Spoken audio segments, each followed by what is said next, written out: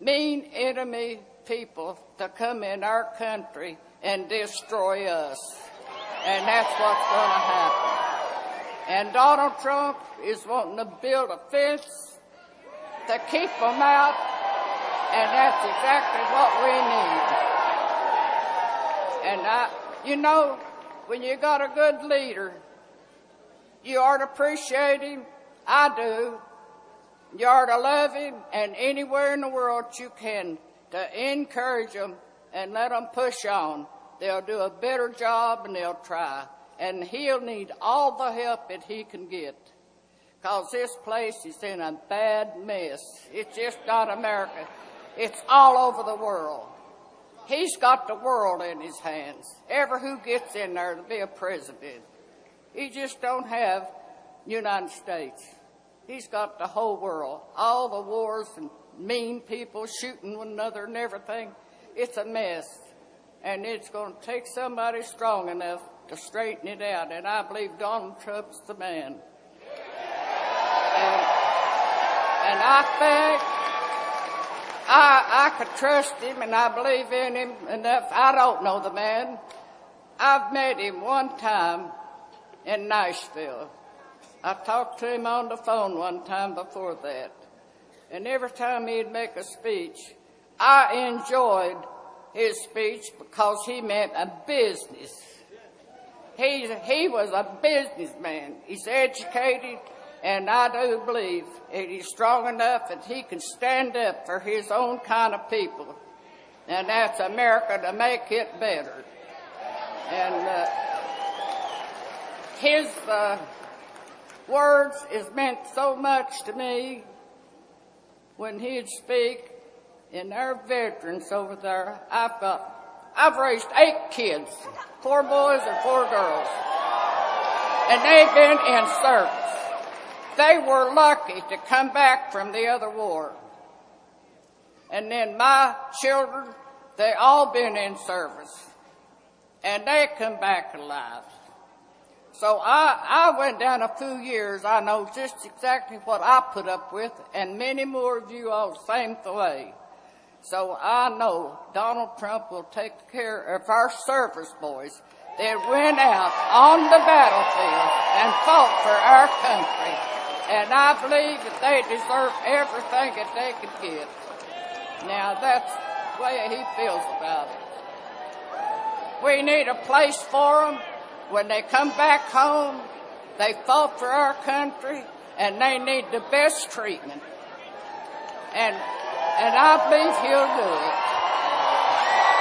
And these little children, newborn babies, they need to have a home too, do you know it? I look for the future. My grandchildren, my great-grandchildren, and great-grandchildren, I've got a bunch of people. I look for them. What kind of life they going to live in? We want a better life than what we've got now. It's just war all the time. And people coming in from other countries, coming over here, taking over all the American people. We don't need that anymore. You can tell Icy over to stay home and leave us alone. Tell them thank you, Miss Peter. Tell them thank you. We need our babies to have a nice home to live in. I think a lot of Donald Trump. He means a lot of sense to me. He's just another man, but he's what he's standing for is what I like. And I believe he'll do it. I've got that much confidence in him, and we all are to help him if we can, and have confidence in him. You know, that means a lot to anybody. It sure does. I appreciate it. Speak tonight. You ready? Yeah. He wants to come out and talk tonight. Well, let him come. Well, let's bring him out and let him talk then. All right. Tell him all thank you. All right. Tell him thank you. Wave at him. Let's go. We're ready. All right. Wow. Wow.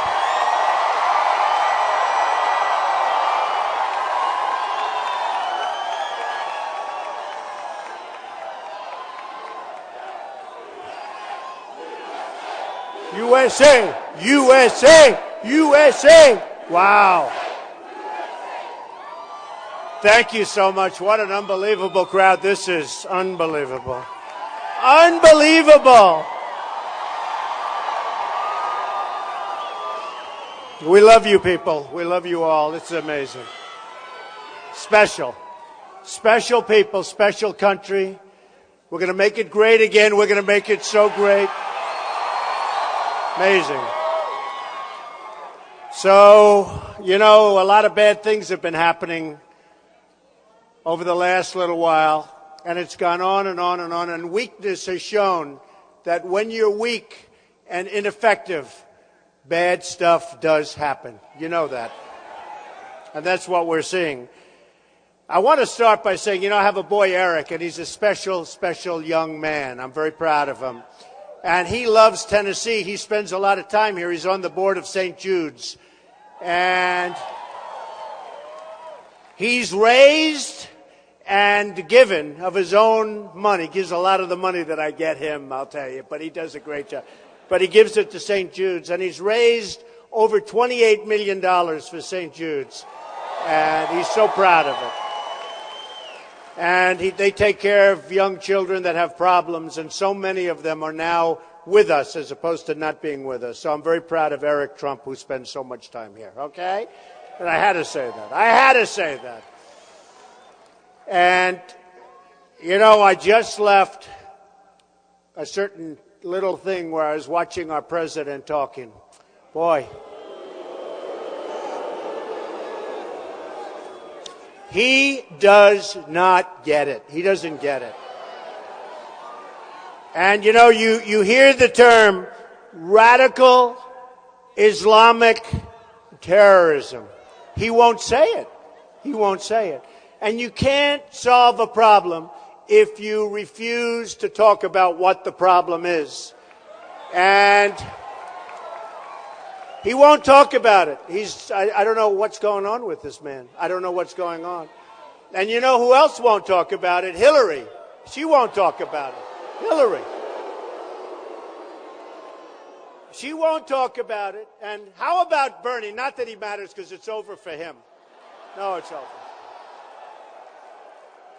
It was over for him in the first debate when he refused to talk about the emails. Oh, no, that's not right. We should. I mean, she broke the law. He doesn't want to say that. And he got a great soundbite that lasted for about 20 seconds. He got applause for 20 seconds.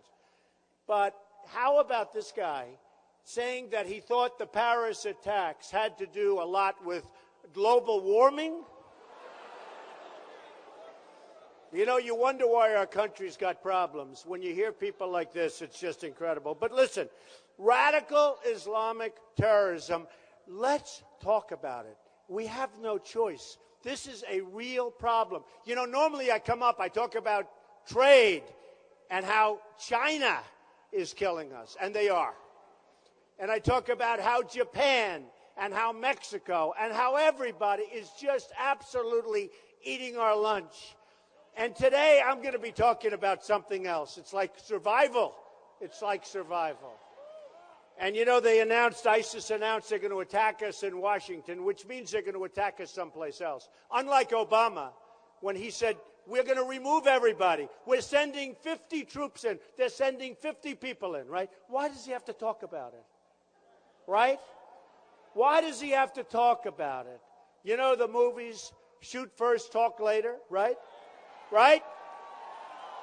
Right? Shoot first. You talk about it later.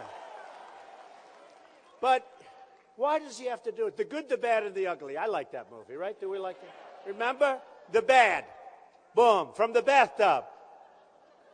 Shoot first. The guy was doing too much talking up there, right? Shoot first, talk later. So he announces that he's sending 50. Now, number one, that's not a great announcement because 50 doesn't sound like too many, number one. But you know the target that's on their heads right now? These young, brave people that are going over to this part of the world, and they're the best. They're the best. You know, they're sending some of our really great ones. But why do you have to tell the enemy that we're sending 50 people? Why do you have to say it? Just think about it. Just think about it. Why did we have to say that, hey, we shouldn't have been in Iraq? Now we're leaving. Why did he have to say when we're leaving that we're leaving Iraq? And he gives a date, a time, a place. We're going to be gone. So the enemy sat back. They waited. And they've caused problems, right? It's just terrible. But we're going to solve the problem. We're going to be tough, and we're going to be smart. We're going to be sharp. We're going to get other people to do a lot of the work because they should be doing the work. We're doing the work. It's always us. It's always us. You have the Gulf states, so rich, so much money, so much money. Not doing much, folks, not doing much. They got to do it. We protect them. We save them. Without us, they're gone. We save them. What do they give us? They give us nothing. But you have so many that should be doing. Let me give you an example. France. You have the horrible attack. And by the way, Paris is one of the places in the world that's toughest on guns, all right? And France.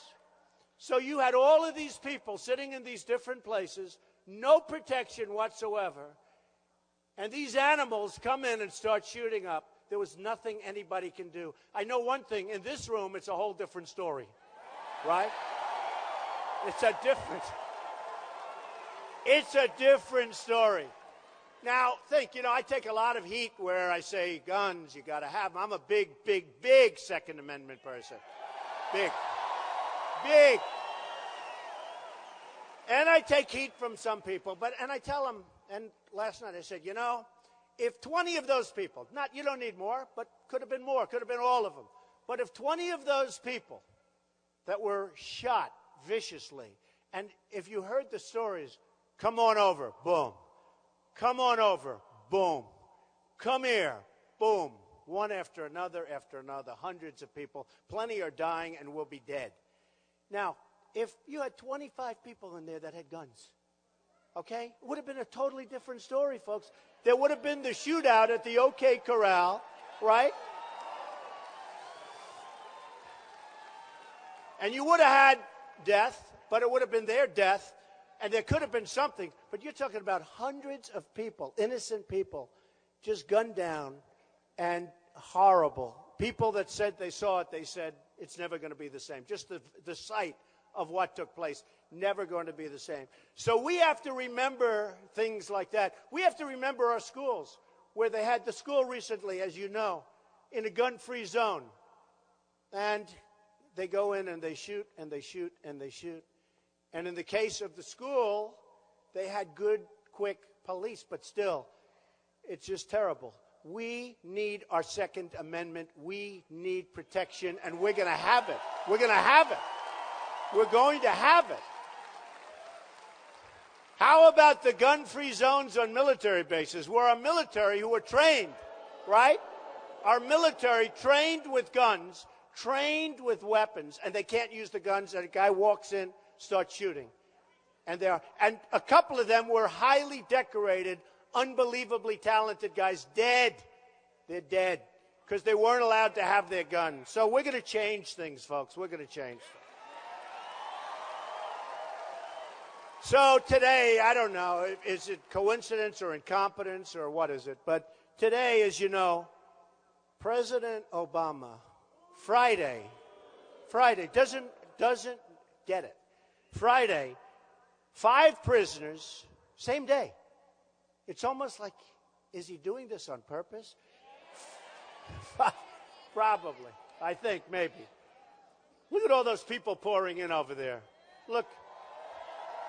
They continue. No, it's amazing. They continue to pour in. They're pouring in. There are still thousands of people outside. Should we wait? No. Right? To hell with them, right? Right? They'll get in. They'll get in. They'll get in. They'll see about half of what we had to say. Do me a favor, though. Explain the rest of it to them. They know it anyway, but explain the rest of it to them. Boy, that's a lot of people out there. It's an amazing area. This is an amazing place. You know what we have? We have something, all of us in common. We love our country. We love our country. We just love our country. And we're going to see some tremendous things happen. I have an expression. You know, I was being a little bit mistreated by the press. I announced that I was going to run. And it takes courage to announce. I mean, what do I need this for, right? What the hell? I could be home relaxing. Instead, we're here together. It's a love fest, right? I really like this better. But when you think, I announced, and I talked about a thing called illegal immigration. Who knew that it was going to turn out? This is a subject that I don't even think was going to be part of a campaign. And boy, did I make it part of a campaign. And the press hit me left and right for 2 weeks. Rush Limbaugh said, this man has taken more incoming than any human being I've ever seen. And then he doubled down. He went and he said, no, it's much worse than what I said. And it is. It's a horror show. And we are going to build a wall. It's going to happen. It's going to be built.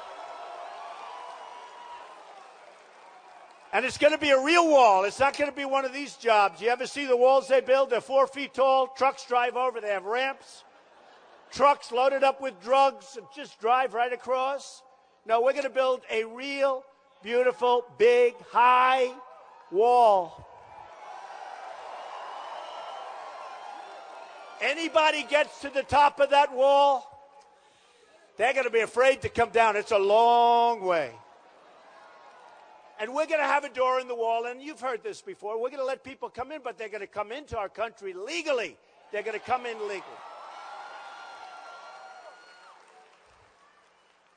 So what happened, and you know, when I see, and I watched a little while ago, and when 5 people are released from Gitmo, think of it, on the same day as the shootings, you say, is this right? Is this possible? Is somebody trying to just like torment everybody here and everybody? They released 5 people, sent in a private plane back to where they can go and fight. You know, they all go back to fight, okay? They all go back. They get released to the UAE, and they're supposed to be under house arrest. Can you believe this? House arrest. And they go back to fight. They go back to fight. And they're good fighters. And these are the people that they wanted. The worst to me was Bergdahl. We get Bergdahl. They get 5 killers who they've wanted for 9 years. And we get Sergeant Bergdahl, a dirty, rotten traitor.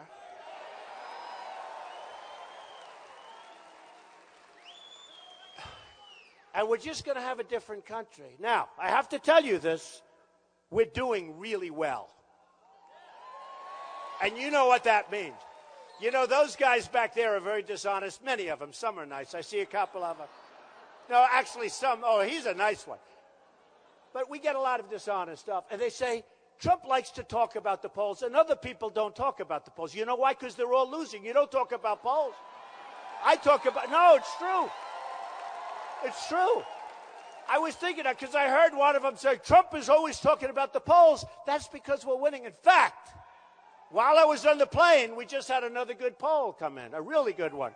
Trump, 31 or 32. Whoever it is second, like at 21 or 22, we're killing him. Great. I love it. I don't care. By the way, I don't think this should happen, but, you know, I'm self-funding my campaign. Which I think is a big deal. Which I think, other than the little things where women and people send in small amounts of money, I have to. What am I going to do? Send it back? Somebody said, well, he's not really self-funded because people, it's peanuts, folks. Believe me, it's peanuts. And it's little. How do I send back a woman $17? How do I send back $50 or $100? And I'd love them not to even bother, but they do it. And in a way, it's a great investment in the country. I mean, that's the kind of stuff that I love. I love to see it. But I'm self-funding the campaign, turning down millions and millions and millions of dollars. I feel so stupid. I feel so foolish. It's not like my life. You know, my life has been accepting millions and millions of dollars, not turning it down. This is the first time I've ever turned it down. But I'm turning down a lot. And recently somebody said, I'd love to help your campaign. You know, it's amazing. When you're number one, everyone wants to give. And the reason they want to give is because they want things when you get elected. That's all. It's very simple. It's not me. I mean, I've heard from some people that I haven't heard from in a long time. Don, congratulations. You're doing phenomenally. Listen, is there any way? And I'm talking big money, millions of dollars, millions. When a guy gives $5 million to, let's say, Jeb Bush, or $5 million to Hillary, or $5 million to Rubio. Oh. I don't get it. I don't get it. But when they give all of this money, they expect something, folks. Don't forget, I was on the other side of the equation. I was the fair-haired boy for years. Then when I said I'm actually running, I became like an interloper. I became a total interloper. But, you know, we've had the debate. The debates, I love these debates. I love doing them. The problem is, okay, so they do this polling on the debates, right? And they have Drudge, who's great. He's a great guy, by the way. But they have Drudge. And they have Time magazine. I was on the cover. Other than that, I have no power with Time. Recently, a couple of times I was on the cover. But they have Time and they have Slate. They have all these things. And I win every one of them by a lot, right? And then I go home and I say, I want to watch. And they talk about who won the debate. And they say, well, Trump was okay. I mean, they don't say I was bad. That's the good. You know, they say he was all right. But Rubio, I say, Rubio. He was standing next to me. He made a lot of mistakes. He stuttered a lot. There was a lot of stuttering. And one of Ann Coulter, who wrote an excellent book, by the way, excellent book. She wrote an excellent book. Right? You know the name of her book? Adios, America. Do you think she's kidding? She's not kidding. But she wrote a good book, and she said she can tell before the debate who's going to win because she knows who they're going to say. And it doesn't matter. It doesn't matter. So I watched Marco, and he's up, and he's saying different things about parental. Parental. Everything's about parental. More important is my children. More, you know, all the things that you would expect to hear. His children are more important. Everything's more important. Parental. And then he said presidential is the most important. And he meant parental, but he said presidential. It was a huge mistake. And I was going to correct him. Nobody said anything about it. It was a big mistake because he wanted to say parental, but his ambition got in the way and he said presidential, right? You know what I'm talking about. And there was a lot of stuttering and a lot of missteps. And then I got him and I heard he won the debate. I said, how did he win the debate? He made mistakes. So it's a very unfair system, folks. I'll tell you, it's a very unfair system. But here's what I've learned, and more than anything else, I swear this is true. The public is really, really smart. They're really smart. They get it. More than, and I'm surprised I'm saying it. They really, really get it. The press does not want to give certain people the fair shot, which is true. I happen to be one of them. It's okay. For instance, I go home, and my wife always says, oh, were there any people there? Okay? No, it's true. They show me on television all night. They have, look how many cameras are going. They're all going. They never show the crowd. They never fan and show the crowd. Show the crowd. Show the crowd. Show the crowd. Go ahead, do it. That's the crowd.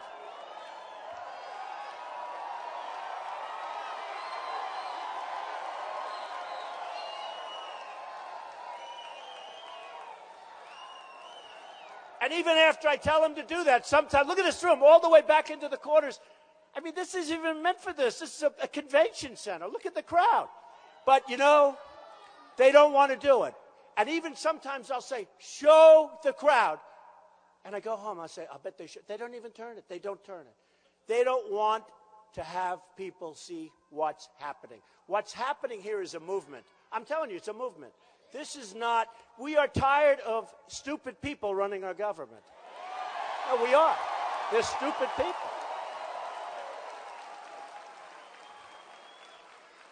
I used to say they're incompetent, but I don't really care. Either we're going to win or not win. Somebody said, what happens if you don't win? Bye-bye, I'll go to Turnberry. I'll go someplace that I own, and I'll enjoy my life, and that's the end of that. I want to do something special with you, with everybody, because everybody wants to make America great again. We have so many problems. We're going to make it so great. And when I say that, I really mean, and I really believe we have this potential because the people are so incredible. When I say that, better than ever before. I really think we have that potential. We're going to make it better than ever before. But we have to be smart, and we have to be cunning. And we can't have a trade imbalance of $450 billion a year with China. And we can't have a trade imbalance of $75 billion a year with Japan. And we can't have a trade imbalance of $45 billion a year with Mexico. I love Mexico. I love the people of Mexico. I have thousands of employees. I have thousands of people, Hispanics, working for me. I'm winning polls with the Hispanics. People don't want to say that. In Nevada, I'm leading the poll by a lot. I'm leading the polls with African Americans. If I keep going with the African Americans, the election's going to be over. Still go out and vote. Because I had a number at 25%. One of the announcers said, if Trump gets 25% of the African American vote, the election's over. He wins. It's true. It's true. And I'm going to. Because people understand that I'm going to bring jobs back from China. I'm going to bring jobs back from all of these places that for years have been ripping us off like we're the dumbest human beings on earth. And it's not you. It's not you. It's our leaders. They're so grossly, they don't know what they're doing, or they're bad people. And I actually... maybe I'm naive. I don't think they're bad people. A lot of people are going to go, no, they're bad. They're bad. They're bad. He said, who cares? The bottom result is it's the same. We're getting killed. It's not going to happen any longer. The Iran deal. We give a country that hates us $150 billion. Somebody said they're going to work on nuclear weapons. They don't have to. They can buy them. They don't have to work on them. How about the self-police? They're going to self-police. Iran is going to self-police. How stupid are our people? They're going to self-police. They are going to, then when they don't, they have 24 days. But before you get to the 24 days, it's a whole process. So they'll have forever to clean up the place. And I always say, and paint it battleship gray, the floor, right? I always used to paint garages for my father, battleship gray. Come on, Pop. I like it. No, let's use a different color. Pop, let's use battleship gray. But they're going to fix it up. I mean, how crazy is it? And how about our prisoners? We don't get our prisoners back. They're still over there. Our prisoners are still over there. How can they be so ridiculous? Why aren't we getting our prisoners? We've got 4 men that are wonderful men. They didn't do anything wrong. They're in Iran.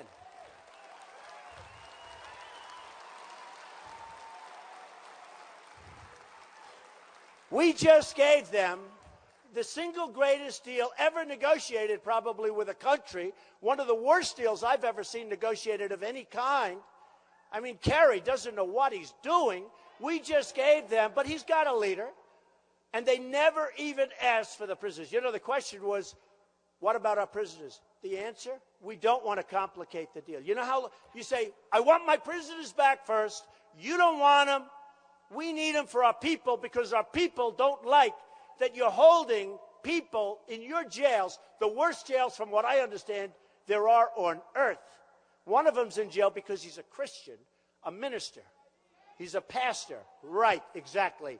And I've met his wife a couple of times. She doesn't know what to, she's such a lovely woman, doesn't know what to do.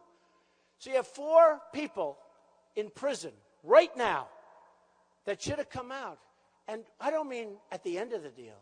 Before you start negotiating, you say, fellas.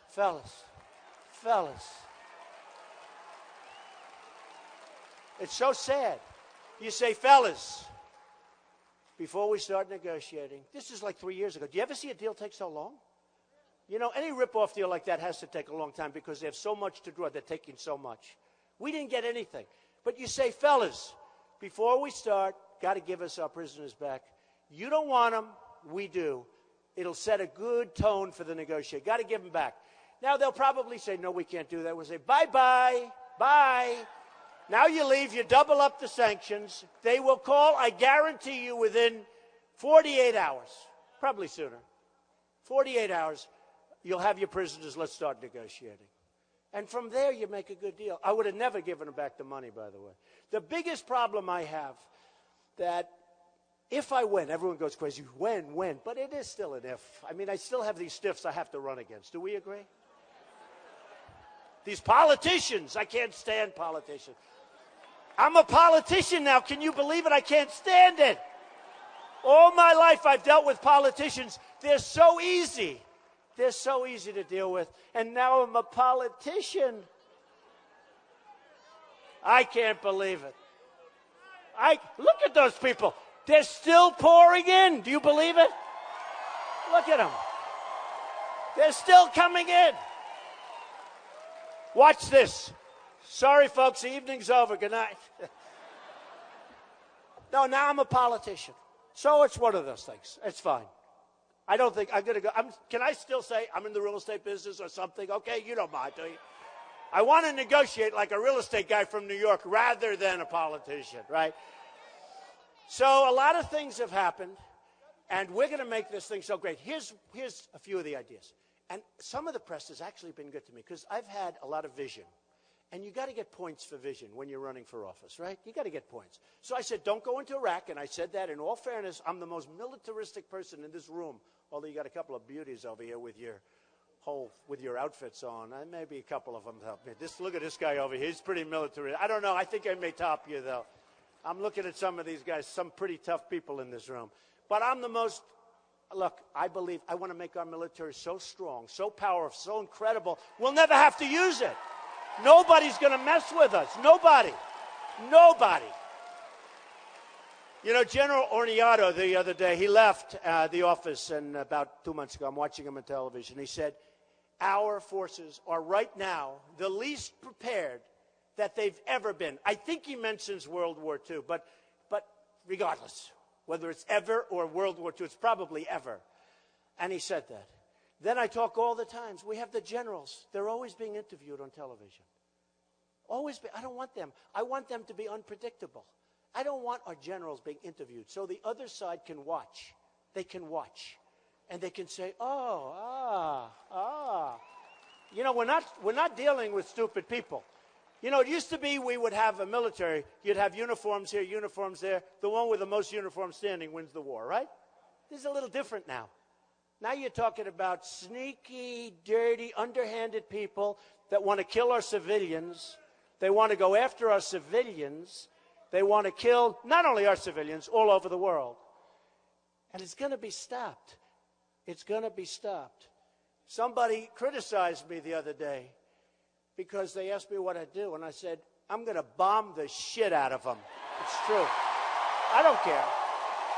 I don't care. They've got to be stopped.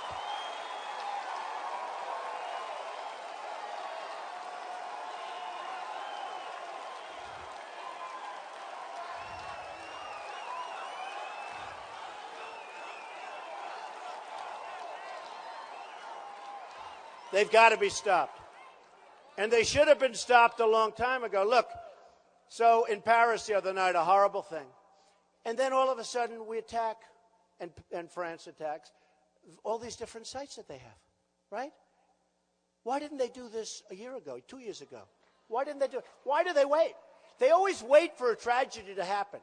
They're never forward. They're always waiting for. So you say, oh, wow, these were training centers, camps.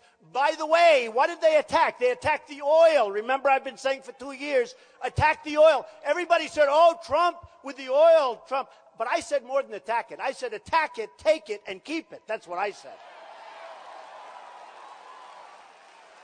So now they're attacking the oil. And a couple of the people said, you know, that was really Trump's idea. I've been saying this for 2 years. Because a big source of their wealth is the oil. They're making $1 million a day. A lot of money. Making $1 million a day. And I kept saying, why aren't we doing this? Why aren't we doing this? They're better at the internet than we are. And they're training people to be terrorists and killers on the internet. And they're taking them. And then they'll go away, which is fine. They'll go away. But then we let them come back into the country. Because nobody wants to take away their rights. Do you believe this? It's so unbelievable. So they go and they fight for ISIS. They come back into our country and we accept them back. And at some point they won't be going away. They'll be shooting us here. All right? They're not going to be going over to Syria. They're not going to be going over to these other places. They'll stay right here. And then we have a president with all of the problems, and you probably heard that at least one and probably more of the killers, the animals that did what they did in Paris, came out of the migration, right? They came out of the migration. So we have a president that wants to take hundreds of thousands of people and move them into our country. And we don't, no, think of it. And we don't even know who they are. There's no paperwork. There's no anything. And all you have to do is look at the website for Obamacare to know that we're never going to figure it out. $5 billion for a website that still doesn't work. And by the way, Obamacare is going to be repealed. It's going to be replaced. It's going to be over. It's going to be over. So we have no documentation on these people. And I said, you probably saw a couple of weeks ago, I'm looking at this migration. And it's a terrible thing. I have a bigger heart. I mean, I have a tremendous heart. I want to take care of people. But you look at this migration. And I said to my wife the other day, I said, you know, they seem like so many men. And they're so strong. I mean, they're strong-looking guys. Not as strong as you, but that's okay. No, but they're strong-looking guys. They're powerful-looking guys. So I said, why aren't they back fighting for their country? That was number one.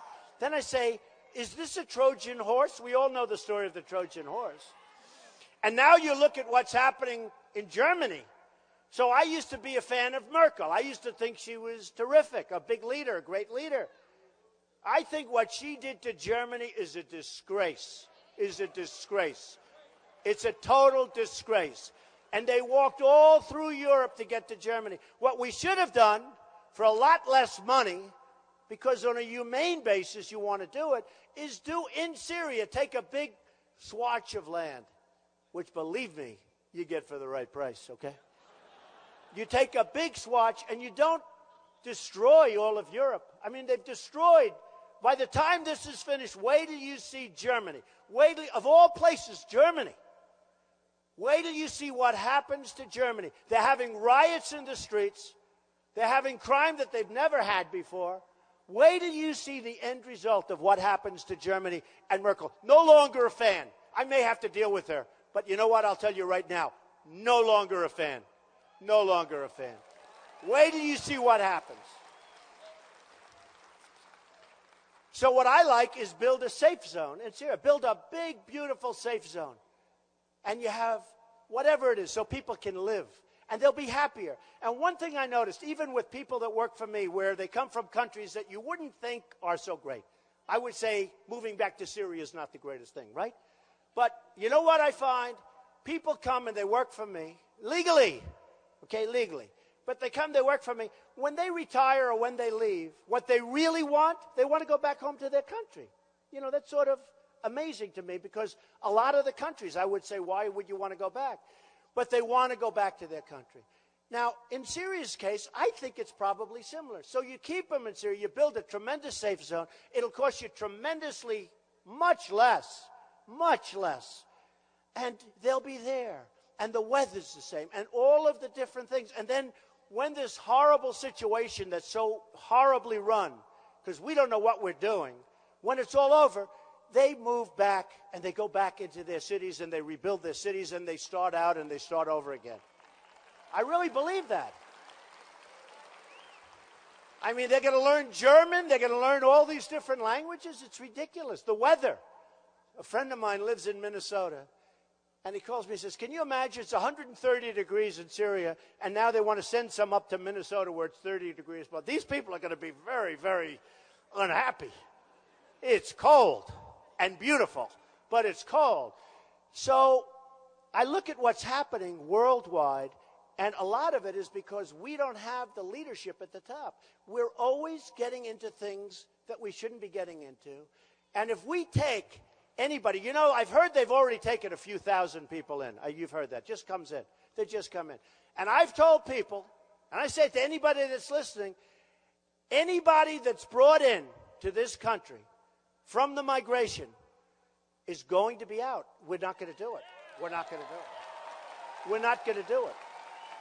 We're not going to do it. We're going to have a country again. We're going to have borders. We're going to have a country again. Right now, we don't have a country. People are coming in, pouring in, including from that part of the world. They're pouring through our southern border. We're told, and I was in Laredo, Texas, recently, and I met with the Border Patrol. These are fantastic people.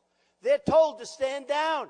People walking right in front of them. They're told you can't do anything, stand down. So here you have these great people, tough people, and they're standing here like that. They're all equipped, everything's fine. People are walking right, waving at them. You see what's happening. You see what's happening. We need a strong president, that's right. But you know what? I'll tell you what. You said it, but let me add to it because I know what strong is. You need a strong president, he just said, but you need a smart president, too. He's got to be smart. I know a lot of strong people, but if they're not smart, that's not so good. That's a bad combination. You need smart, you need strong, you need cunning, you need everything because we're being killed. Worldwide, we're being killed, and we can't do it anymore. We can't take it. We owe $19 trillion. It's now going up to 20 or 21 trillion with this ridiculous budget. Did you ever see a budget pass so easily before in your life? One of the things that disappoints me, and I'm a Republican, I'm a conservative guy, but when I look at the Republicans, you know where the Democrats are coming from. But the Republicans fold on every point. I thought when we won the Senate and we have the House, I thought it would be different. I think we're doing worse now than we've ever done. We get nothing. We get nothing. So, with the oil, you saw it. With Osama bin Laden, in a book that I wrote in the year 2000, I said Osama bin Laden's going to come and do damage to us. And nobody believed it. And then they said, well, what does Trump know? I mean, he's a real estate man. He's a successful businessman. He knows nothing about... I know more than these politicians. These guys don't know anything. So I write a book called The America We Deserve. Probably the only book I've ever had that wasn't a rousing success. By the way, my new book is great. Crippled America. Tough name, right? It's doing great. The worst picture of myself I've ever had up. It's the worst. Because how can you have a smiley face with Crippled America as a title? But I don't want to be a critic. I don't want to just be a critic because what the book is it's all the problems and how to fix them. Because we don't want to just talk about the problems. We want to talk about how to fix the problems, right? We got to talk about how to fix the problems. So we have a country that when it's run properly and beautifully and democratically, and we don't have to sign our little orders that we can't get the Democrats involved, we can't get... What he's doing with orders, and we had a great thing with the executive orders the other day. The courts overruled Obama. Do you believe it? Do you believe it? Finally, 2-1, a 2-1 decision. But anyway, so I write a book, The America We Deserve. And it was sort of a political book, and it was political for whatever reason. But I talked about the problems of the country and, you know, what else has changed except the problems have gotten worse. And one of the things I said is Obama's coming in. And one of the announcers said, no way he said that. Now, the reason I said it is because I really watch and I really love studying our country and studying politics. And I really love it. I think that what's going to be is, I think that that will be one of our strengths, frankly. I'll be the greatest job-producing president that God ever created. But on leadership, I win huge on everything, like 72-2. I mean, we have unbelievable numbers. So high that I say, why do we have to have an election? What do we need an election for? But on leadership, on military, on the economy, on all these things, the numbers are... The only thing I don't get so good is, like, do you like him? And you know what? I think I'm a nice person. But they say, do you like him? But I think that's probably the least important thing. We want somebody that knows what the hell they're doing now, right? We need somebody that knows what they're doing.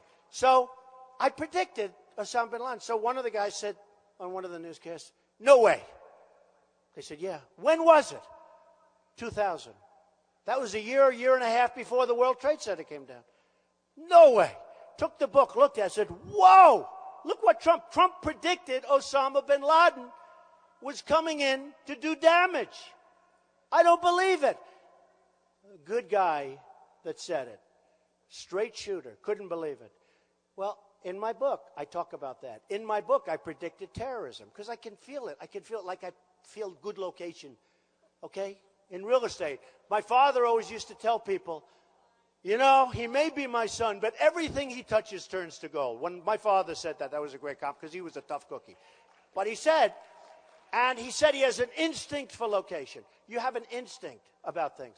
I really believe I have an instinct for this kind of thing. And I see what's happening. And when I said Osama bin Laden, that was a great thing. When I said terrorism in the same book, now they really like my books much better when I talk about business and success and things like that. Those are the books that are all the bestsellers. This book was probably my least selling book, and yet it was, in a certain way, pretty cool. But I love that book. But I loved what the predictions are. And a friend of mine called me up the other day and said, forget about Osama bin Laden. In that book, you predicted terrorism. Nobody knew this kind of terrorism before. But I felt it. And you have to have somebody that has an instinct to lead this country. And I know the people I'm running against. Believe me.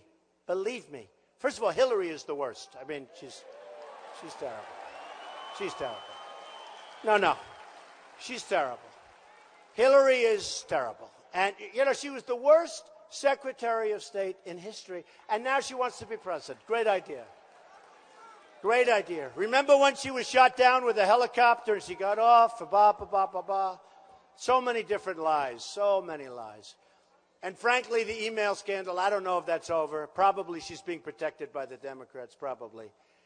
But all I know is that people have been treated very harshly, including General Petraeus, for doing 5% of what she did. 5%.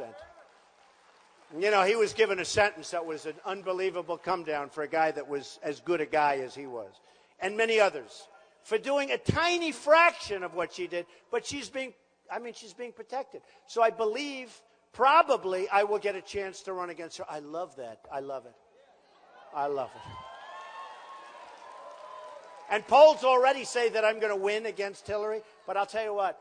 I really believe that we will win. We will have such a victory. Do you know, if Mitt Romney had people like yourselves that got up and voted, right? He just said it. People don't realize it. I'm going to do great with the Hispanic vote. Better than I think I'm going to win the Hispanic vote. But I will tell you, had Mitt Romney, who didn't do great with the Hispanic vote, but had the people like yourselves got up and voted, and for some reason there was no inspiration. There just wasn't. It was, I don't know what it was. He didn't get the people out. And I said, before the whole thing was over, I said, why aren't you, say what you want about Obama. He was on Jay Leno. He was on Letterman. He was on all these shows. I say, are you guys going to go and, like, do some shows? No, I think we have it made. You know, they believed what they were saying on some of the, that is an election that should have been won. But remember this, had many of you folks in this room tonight, had you gotten up and voted, he would have won the election. He would have won the election. There was no inspiration. And I'll tell you what, nobody has crowds like I'm getting. These crowds are, look at this crowd. I mean, look at this crowd. Look at this crowd. And I guarantee everyone in this room, who is not going to vote in this room? Seriously. Who is going to vote? No, I know. No, we have a whole thing. So, let's go a little further into the border. Because the border has so much to do. Somebody said, and I was going to mention before, Ann Coulter, she said, Trump just became president when she saw the problem. And you saw that quote. It was a well-known quote. Because when they saw the problem in Paris, that has so much to do with what we're talking about. So we're going to have a border, we're going to have the wall. We're going to get rid of people that we have in this country who are here illegally, some of whom are excellent, great people, but they have to come back legally. They have to. They have to come back legally. They have to. There's nothing we can do. We either have a country or we don't. They have to come back legally. And then again, we have some people who are really bad dudes. You know that. We have gangs in Los Angeles. They're all illegal. We have gangs that are 100% illegals. We have problems in Chicago. We have, don't even mention the drug problems. The drugs that pour across the border. So many other problems, and that causes problems. But we have people that are so bad, they are going to be gone so fast out of this country. And they're going back where they came from. And I'll tell you something. I'm not putting them in our prisons, which are brimming now. You can't even get. We're not putting them so that we have to protect them for 45 years. We're bringing them back to the country they came from. Let that country worry about it. Let that country pay for it. We're not going to load up our prisons, our hospitals. We're not going to do it. We're not doing it. This is no longer going to be the stupid country that everyone thinks we are, because our leaders are so bad and so pathetic. So we're taking the bad ones, and this is going to be before the wall. Before the wall. We're taking the bad ones. They're out of here. They're going back, and we're going to get rid of them. And they're not coming back in, folks. They're not. There's no way they come back in. They're not coming back. And that's going to happen as sure as you're standing there. And that's going to be one of the first things that happen.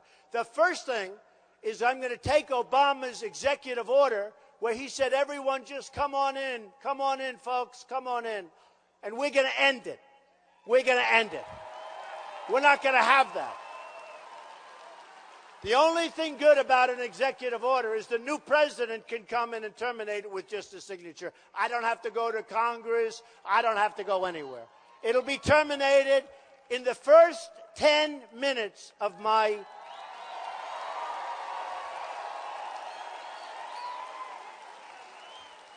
And by the way, prior to entering, I guarantee you this, those 4 prisoners that we're talking about, prior to my taking office, I guarantee you those prisoners are home. They're going to be sent home. They're not going to play games. They're not going to play games with us. Those 4 prisoners are coming home before I ever take office. I guarantee you that. You watch. As sure as you're standing there, they're coming home, or there's going to be hell to pay. It's going to be hell to pay. Believe me, there will be hell to pay. So... we're going to straighten out our country from the standpoint of immigration.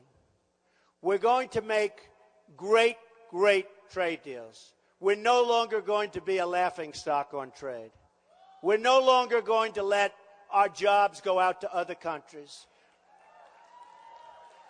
Which, by the way, the immigration causes a big, it's not just what we're talking about, tremendous numbers of jobs lost.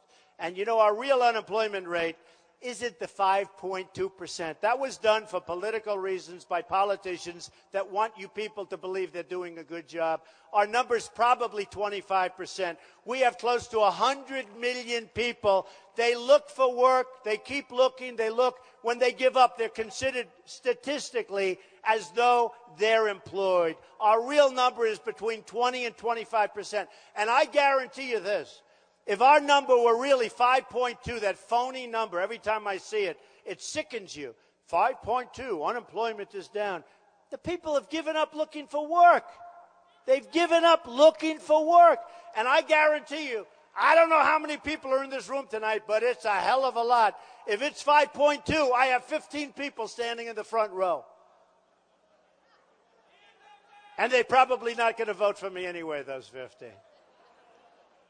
So we're going to straighten it out. We're going to do so many things that are going to be just so great.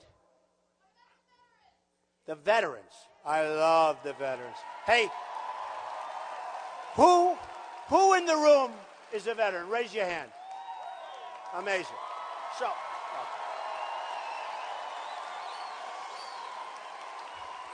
So our veterans are in many cases not treated as well as the illegals. You know that, right? They have a wait list. The longest, 3 months ago on a Wednesday, I'll never forget, I'm reading it, the longest wait list in the history of the Veterans Administration. People are waiting 5 and 6 days. Can you imagine yourself, and some of you probably have this problem, but can you imagine yourself going to a doctor's office and waiting 5 or 6 days and you're sick? And people are dying by the tens of thousands. They're dying because they're not getting the care. Our veterans are the greatest people. There are great people.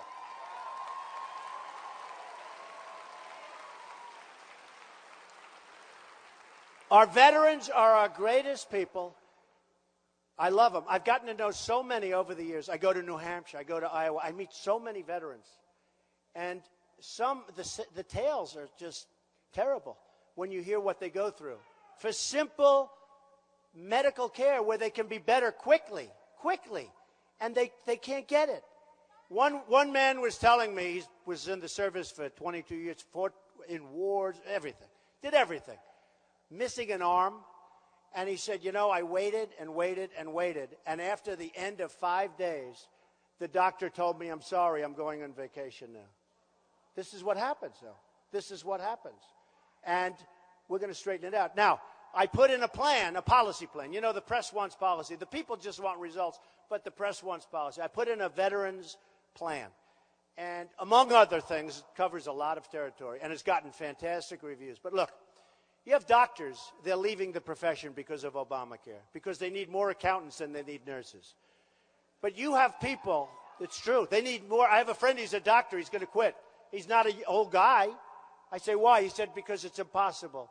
He said, we need so much in accounting. And he said he has more accountants than he has nurses.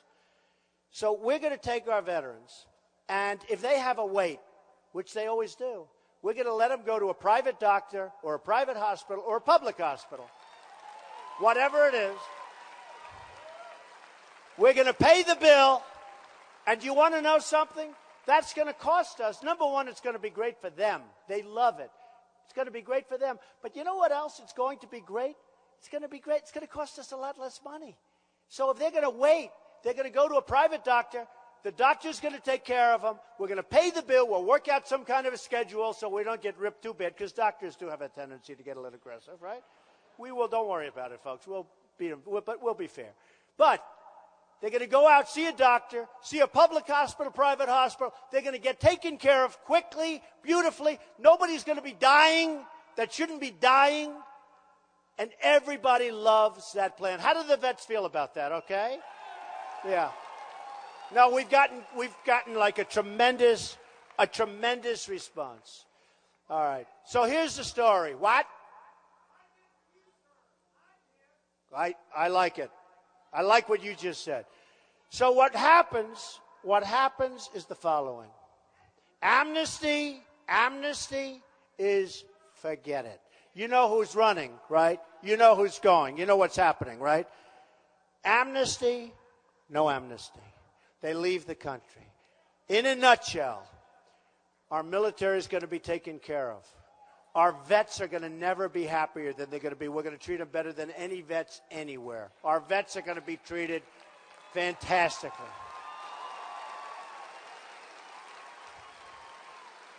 We're going to win on trade. And, I always say, we don't win anymore. We just don't win. We used to win. We don't win anymore. When was the last time you saw our country win? We don't win anymore. We're going to win so much. I joke sometimes. I say, we're going to win so much you're going to get disgusted and tired and bored. But we never get tired of winning. Ever.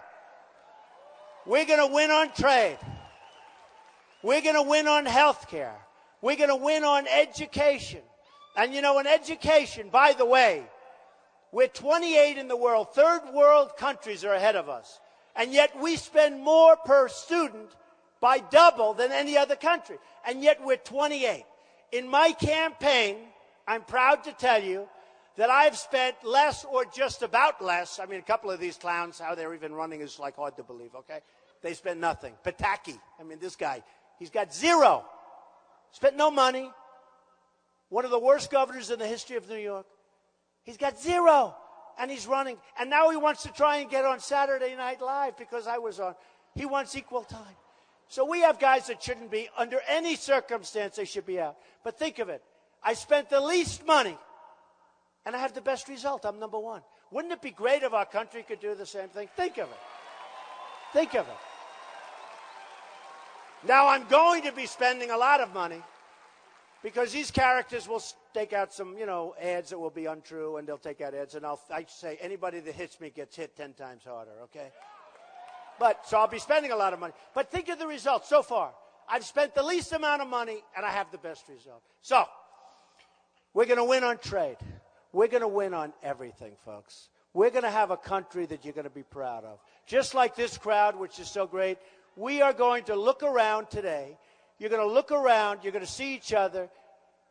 I'm telling you, this is something special happening. Everywhere I go, it's not just here. I go to Iowa. I go to New Hampshire. I go to South Carolina. I go to North Carolina. I go to Texas. I was in Virginia. I was in Oklahoma. It's the same thing. The people love the country. They want results. They want to see something great happen. They want to win again. They want to be proud of our country. And I can only tell you this. I have never worked so hard, but I don't care because I love it. I'm staying in. We are going to win this, and we're going to turn our country around.